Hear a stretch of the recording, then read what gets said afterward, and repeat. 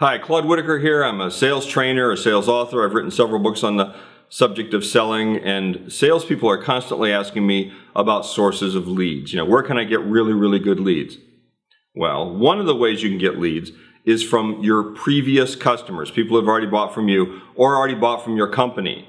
And there's several ways of calling those people and getting in contact with those people. Several approaches you can use with those people. I'm going to use one approach, and it really works better if you sell a product, but it can also work if you sell a service, but it works a little bit better if you sell a product.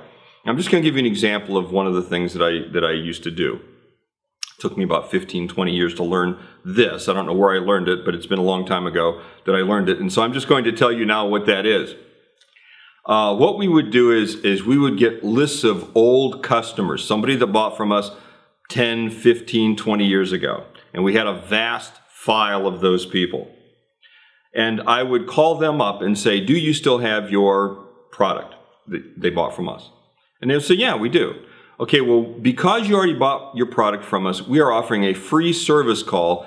We'll come out, we'll inspect your machine. Now, it was a vacuum cleaner that we sold, and at the time, probably it was $1,500. All right, we'll come out for free. We'll give you a dozen bags. We will give you some scent tablets. And I will inspect the entire machine, and if it needs any kind of repair, we'll do some of the repairs on site, and if it needs a serious repair, we'll bring it in. Free transportation to our service center and back. We just want to inspect the machine. I just wanted to make sure that everything is running properly, make sure you're getting the greatest value out of your product. And most of the time, they would say, well, sure. Okay. Then when I arrived, I would go through the product. I would go through the whole thing that the product that they bought. And because it's already 15 or 20 years old, there are always some things that are wrong. Some little imperfections, or it's making a funny noise, or something's not working quite the way that it should, or it's not, because I was selling vacuum cleaners, it's not picking up the way that it should, or something like that.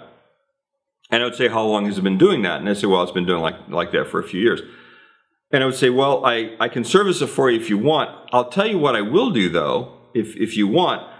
How about this, just for reference, just so you know what's available the next time that you need service or the next time that you're considering getting a new vacuum cleaner. Do you mind if I show you real quickly the new one that we've got? I've got one in the car.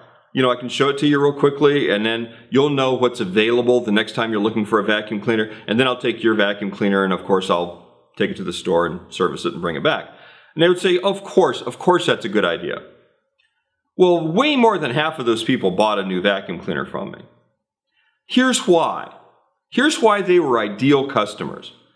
They already owned our product. They already sold on our product.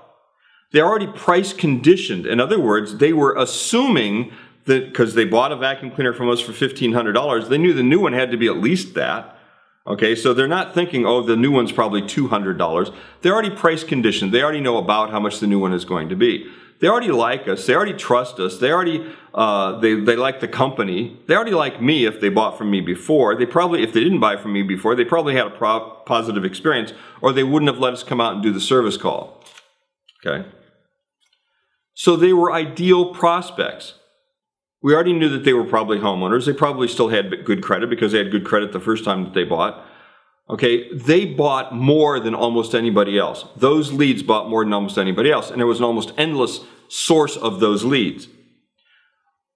It became so profitable that I started going to other distributors that sold the same product in my state and saying, would you like me to pay you for your service, for your old customers? I'll pay you for the names. I'll service them for you. How does that sound? I won't charge you for that.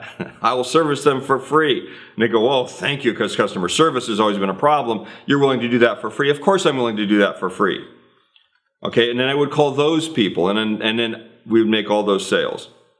Go and do likewise, my friends. I know you don't sell vacuum cleaners, I know you don't sell in people's homes, but there's a way for you to use that idea somehow in your business. Try to take the principle out of that idea and use it in your own business. Okay? Go and do likewise, my friends.